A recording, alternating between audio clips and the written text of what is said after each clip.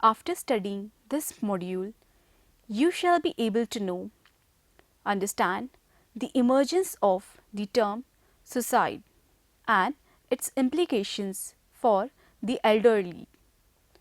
Learn about the prevalence of suicide in the elderly. Identify the factors leading to suicide. Learn the difference between committing suicide, attempting suicide, and suicide ideation. Evaluate the different intervention and prevention strategies.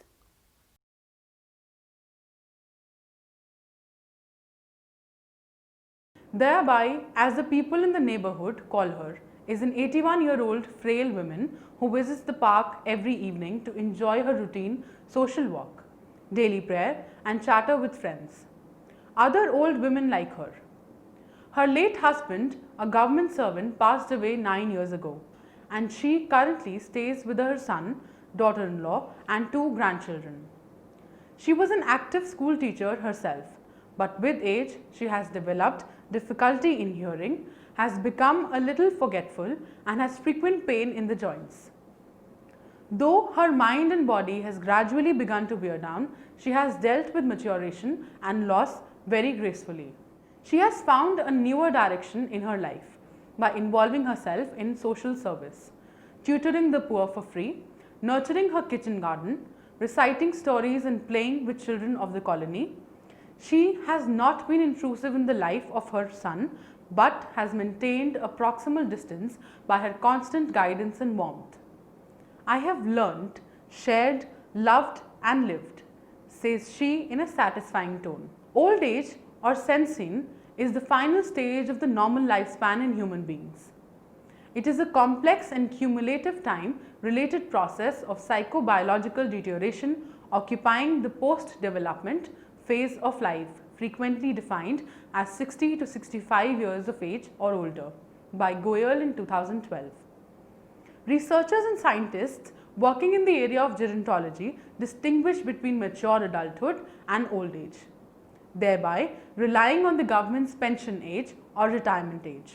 Old age is thus divided into 3 periods, namely young old from 65 to 74 years, old from 75 to 85 years, and old beyond 85 years of age, by Sapra in 2007. Gerontology has been defined as a study of social, psychological and biological aspects of aging and not merely the disease pattern among the elderly, as in Geriatrics by Anthony in 2010. Gerontological counselling therefore incorporates several interdisciplinary aspects revolving around the well-being of the elderly, such as caretaking, support system, illness, rehabilitation and policy issues. It forms as an integral part of palliative care for the elderly. Gerontologists often view aging via the lens of 4 distinctive yet interdependent processes, namely chronological, biological, psychological and social aging, by Huiman and Kayak in 2011. Problem issues accompanying aging. With the spurt in nuclear families, the urban living culture is witnessing profound structural and functional changes, particularly for the elderly. Various nuances of their life become challenged, such as living arrangement, family size, relatedness with family members, involvement in the society, marital relationship, work satisfaction, health status, financial security, degree of social support, cultural traditions, etc. The cumulative emotional, social and cognitive effects of these changes serve to bring formative transition that leave open a greater vulnerability to illness. Late life is often seen as a time of great, often uncontrollable stress, by Rodin in 1986. As years go by, a number of obvious bodily changes present themselves: falling teeth, graying hair, balding, poor eyesight, hearing loss, weight gain, diminished bladder control, menopause, sagging breasts, etc. Letting go of a well-established career in a society where work identity is highly valued can have significant implications. Osborne in 2012 reiterates effects of disengagement from work life and the transition to retirement, which include partial identity disruption, decision paralysis, diminished self-trust, experience of a post-retirement void, the search for meaningful engagement in society, development of a retired life structure, the confluence of aging and retirement, death anxiety, the critical nurturing of social relationships, and self-actualization. Depression, loneliness, and poor self-concept are commonly occurring in old age due to retirement, financial dependence, failing health, feelings of neglect, loss of importance in the family, feeling of inadequacy, and of being unwanted, by Bose in 1990. Another consequent and inevitable life change is the death of spouse and dealing with widowhood. According to the Diagnostic and Statistical Manual of Mental Disorders 4/2000, bereavement is characterized as a clinical condition with similar symptoms to depression, such as poor appetite, weight loss, and insomnia. Experiencing grief is a more lonesome process for the old due to the cumulative effects of other physical and emotional issues and the consequent isolation. Older adults seem especially vulnerable to reminders of mortality. Thoughts and fears of one's own death is though increasingly common at a later age, but is also matched with an acceptance of cultural worldviews, social negotiations, defensive coping strategies, indulgence in religion, and greater readiness and acceptance. Exiting of children and a gradual loosening of parental bonds further adds to the dilemma of old age, where loneliness and dependence becomes fairly common. In modern life, the aged are encountering both physical and psychological distancing in families, such as they are sometimes encouraged to relocate in the old age homes or daycare centers. The influence of such institutionalization varies across culture, age groups, genders, and social strata. Shows that not all forms of institutionalizations are negative in nature. Several Western studies have determined a positive relationship between institutionalization and subjective well-being. While living at home is experienced as lonely, old age institutions ensure activity community. While living at home is experienced as lonely, old age institutions ensure active community interaction and increased quality of life. In developed countries, there has been an increase in the proportion of the elderly population living alone. Countries such as Netherlands, Canada, Sweden, Finland, United States, or in non-family institutions, whereas in developing countries, Southeast Asian countries like Philippines, Singapore, Vietnam, and Thailand, it is a norm for the parents to continue living with their adult children. Experiencing nothingness, meaninglessness, loss of interest in everyday life, loss of power, thoughts of impending death, and an existential dilemma reaches its peak in old age. Self-esteem and feelings of personal competence and control by Banjira in 1986 experienced in the course of one's life are also predictive of life satisfaction in old age. Other than issues of social emotional support, cognitive deterioration such as decline in attention, memory, or skill learning is also fairly common in old age. There are distinct changes in how people encode and retrieve information, thereby altering episodic, source, and flashbulb memory by APA in 2006. One must note, however, that there is tremendous inter-individual variability in brain aging depending on biological, psychological, health-related, environmental, and lifestyle factors. While some older adults retain excellent cognitive function well into their 70s and 80s, others may display early signs of Alzheimer's even in their 40s and 50s. Therapy for the old.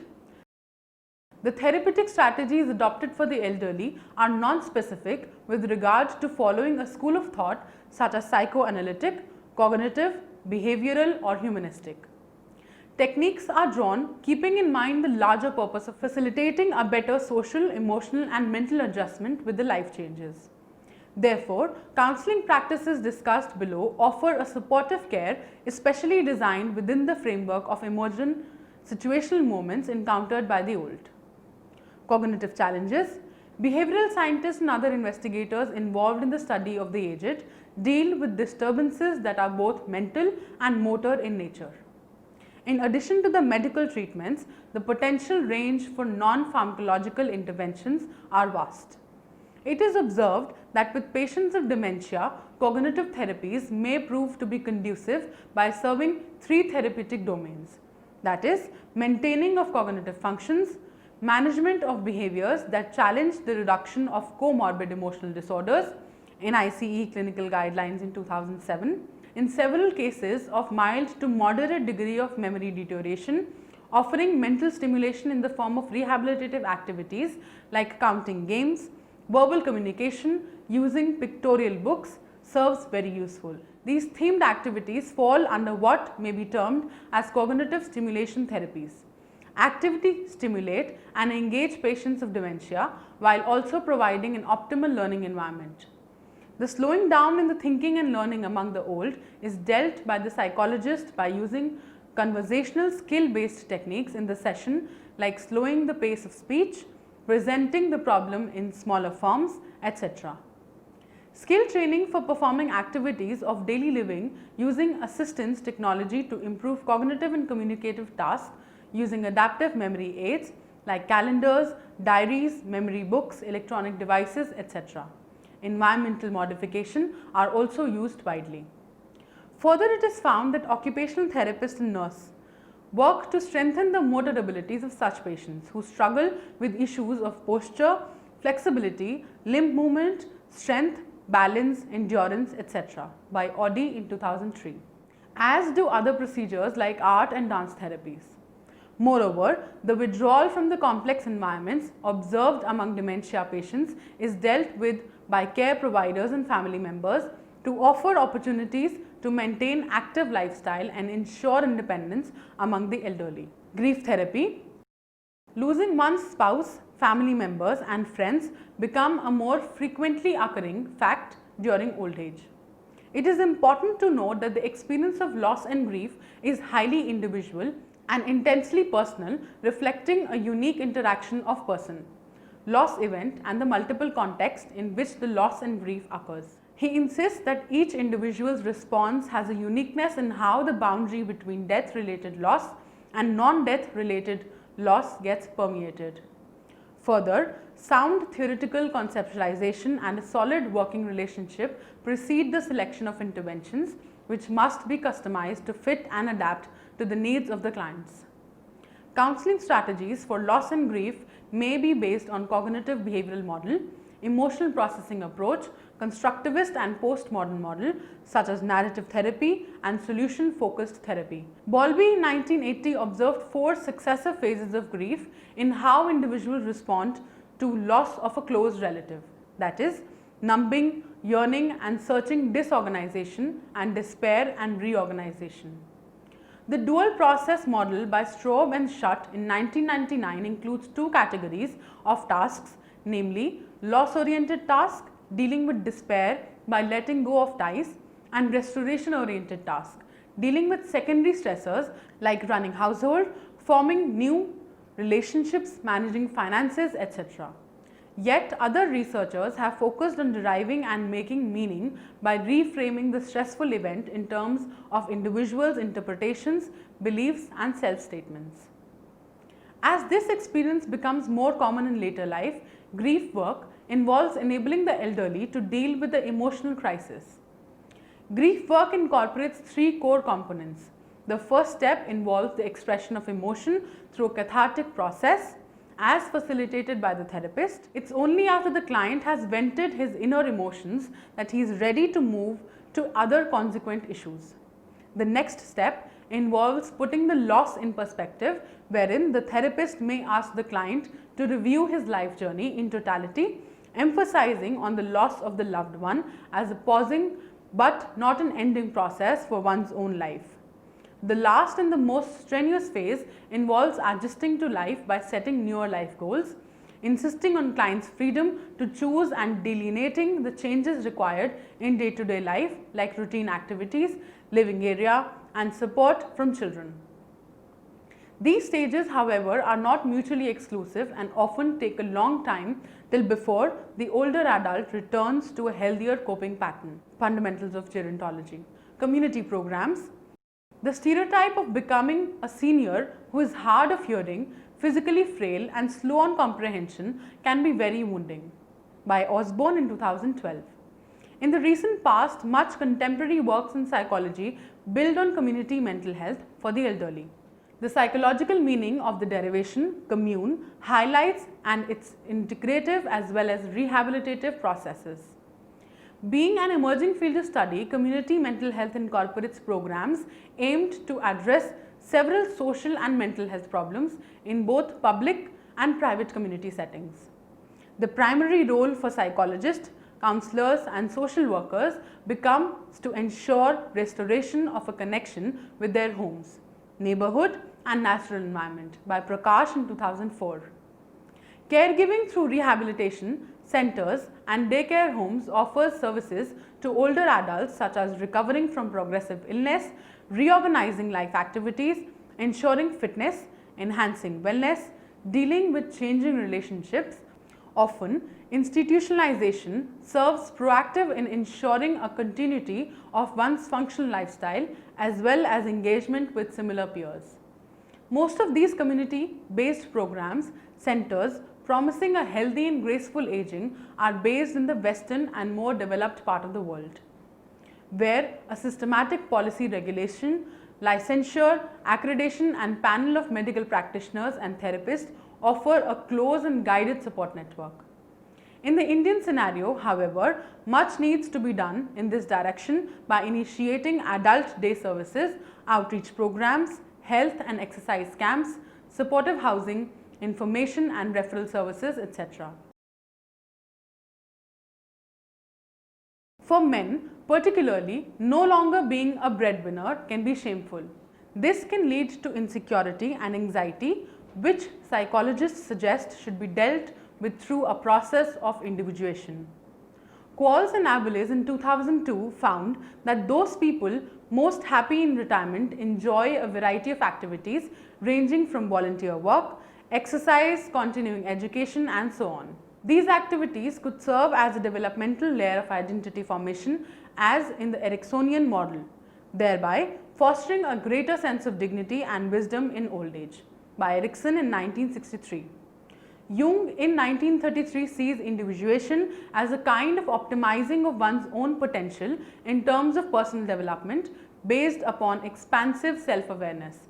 By Osborne in 2012. Scholars' work in 2004 helped elderly deal with retirement through a perspective-taking approach that views it as a career change than an end to one's career.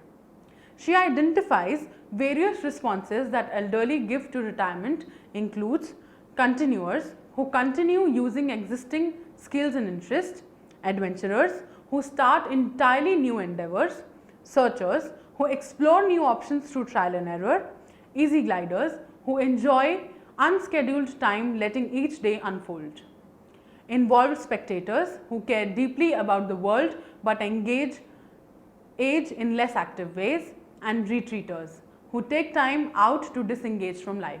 Research findings show that continuation of familiar pre-retirement values, patterns of living, customs and worldviews make the transition easier. By Osborne in 2012. Thus, some primary objectives of a gerontological counselor dealing with identity crisis post-retirement are to facilitate a healthy transition by pre-retirement preparation, setting life goals, reviewing validation and worldviews held by family members. By Smith in 1997, drawing family support. Turning from loss deficit model to maturity, specific challenge model is particularly highlighted by Knight in 2004. Here, it is insisted that the elderly gradually learn not to merely identify, accept and acknowledge loss, but also begin to view it differently. In the form of a challenge of a more matured and evolved stage of life, in this sense, retirement begins to be perceived as an opportunity for exploring newer interests and giving a new direction to one's life than as an end of the capacity for working. PsychoSpiritual Counselling. Transpersonal psychology is a branch of psychology that integrates spiritual and transcendental human experiences with the framework of modern psychology. By Wikipedia in 2014. It includes a range of diverse traditions such as Hinduism, yoga, Buddhism, Christian mysticism, meditation research, parapsychology, phenomenology, guided imagery, hypnosis, and past life therapy and aging, and adult spiritual development. The purpose of these multiple approaches is to achieve wellness in different dimensions of a person's life through experiences in which the sense of identity or self extends beyond the individual or personal to encompass wider aspects of humankind, life, psyche or cosmos, by Walsh and Vaughan in 1993. While some of these traditions have existed since ancient history, it was Carl Jung who first sought to incorporate the notions of religion, myth, story, philosophy and human existence in Western psychology. Later, it was Maslow in 1971 from the humanistic tradition who contended that the spiritual life, the contemplative, religious, philosophical or value life is part of the human essence, a defining characteristic of human nature. It was around the same time that thinkers like Roberto in 1965 and Groff in 1976 triggered the transpersonal movement by hypothesizing psycho-spiritual model of the superconscious awareness for the practice of counseling. One of the pioneers on finding meaning in long-term care settings was Viktor Frankl. With extensive work on aging and spirituality, he proposes on how to improve the quality of life of the elderly using technique called logotherapy. It merges philosophical bearings of existentialism and phenomenology as well as the psychological roots found in the Freudian psychoanalysis and Adlerian individual psychology. Unlike the reductionist notion of biological drives and urges, he views human being as a spiritual being who aims at self-transcendence. Each person being unique, responsible, rational and purposeful aims to find meaning in himself and beyond his conscious personhood, referred to as logo. He views life's irreversible qualities like disturbing circumstances or death as adding a meaningful direction to self-discovery. The goal of logotherapy is to facilitate self-fulfillment, transcend the boundaries and constraints of everyday life and add richness of meaning even in the most severe situations. It seeks to make people aware about their freedom of response to all aspects of destiny through a conscious responsible action.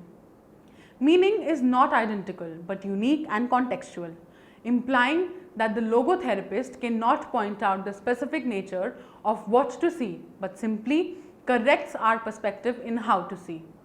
An older adult particularly strives to find more meaning in his life that witnesses losses and debilitating diminishments.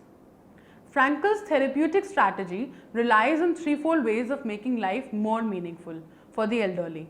First, through what we give, that is, by realizing our creative values and achieving tasks.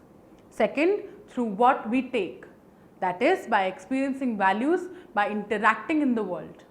Third, through the stand we take, that is, by the attitude we adopt towards the suffering and unchanging fate, by Frankl in 1967. A wider phenomenological paradigm to approach the struggles of aging beyond the empirical biomedical model still needs to be discovered, by Kimball and Allor in 2000.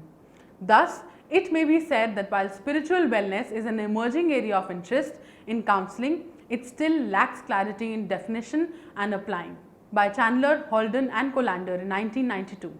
Case for India. Culture is one of the significant determinants of mental health.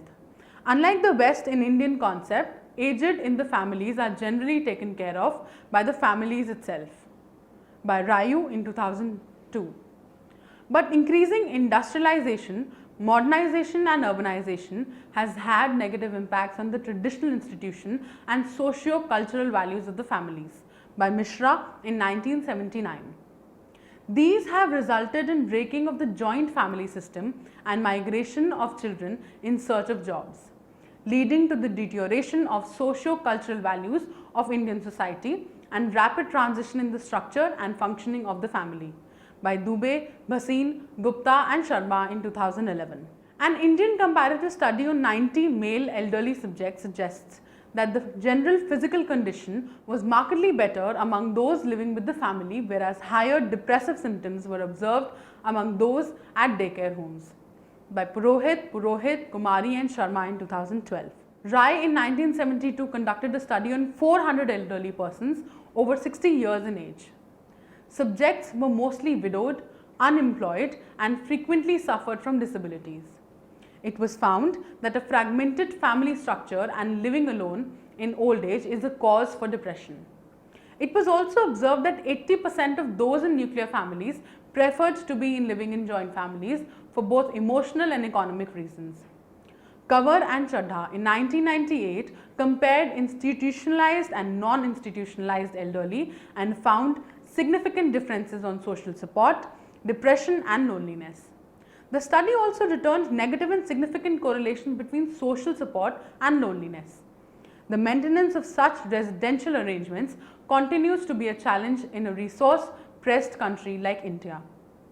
Overall, a large gap exists between the problems of the aged and the available resources, particularly when it comes to doctor-therapist-patient ratio. The training and certification for future professionals is specializing in gerontology is another critical challenge. Developmentally, older adults spend their latter years in search of enlightenment by Osborne in 2012.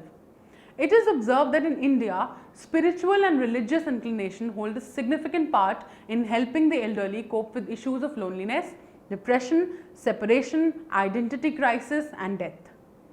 However, how this form of healing could be developed into a full-fledged system of holistic therapies is yet to be explored. Gerontology continues to remain an ignored area of work in Indian scenario. It becomes imperative for us to raise our awareness in the direction of status of the elderly and to work for a healthy transition into the last stage of life. This task requires from a mental health worker a demanding melange of psychological, medical, social, political and managerial skills. While it is a common myth to view aging as a period of loss and despair, in reality, getting old is a maturational development process that is filled with both positive as well as negative experiences that one learns to negotiate with. Summary: old age is the final stage of a human being's lifespan. It is a complex and cumulative time related deterioration in 4 distinctive and interdependent processes, namely chronological, biological, psychological and social aging. Improved standard of living and improved medical care has increased the lifespan globally. However, these changes have also influenced the demands of rehabilitation and institutionalization services as well as the need for social workers and mental health specialists. Gerontological counselling has been a rather ignored and forgotten field. However, with the development of protocols for training and certification, this stream of counselling psychology has been seen to be coming of age. One of the areas requiring attention in the structural and functional changes in the urban living culture. With increasing number of nuclear families, the elderly face challenges like living arrangements, relatedness with family and society, health status and financial security. Depression, loneliness and poor self-concept commonly occur in the old age. Retirement has also often been found to result in financial dependence, failing health, feelings of neglect and loss of importance in the family. Death of spouse is another inevitable life change in the old age. Thoughts and fears of one's own death are also increasingly common at later age. Besides issues of social and emotional support, cognitive deterioration manifested as decline in attention, memory or skill learning is also common. The therapeutic strategies adopted for the elderly are non-specific with regard to following a specific school of thought. Techniques are formulated keeping in mind the purpose of facilitating a better social, emotional and mental adjustment with life changes. Culture is one of the significant determinants of mental health. Unlike the West, the elderly in India are cared for by their own families, but increasing amount of urbanization and modernization has resulted in breaking up the joint family system. It has been observed that in India, spiritual and religious inclination play a significant role in helping the elderly cope with the issues of aging. Although it is common to view aging as a period of loss and despair, getting old is a maturational process filled with both positive and negative experiences.